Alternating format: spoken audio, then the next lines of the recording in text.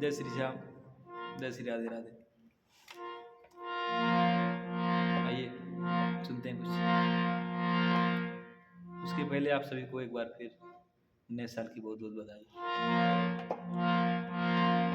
कि नैहर में चारी गो यारी बनौली, कि नैहर में चारी गो यारी बनौली,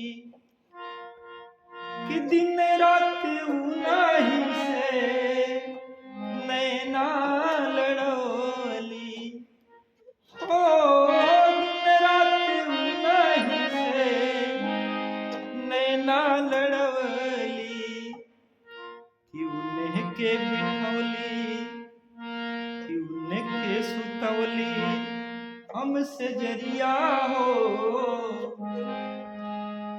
उन्हें के सुतौली हमसे जरिया हो, कि चुनरिया में दाग लग गई, कि बैठल रोवेली गुजरिया हो।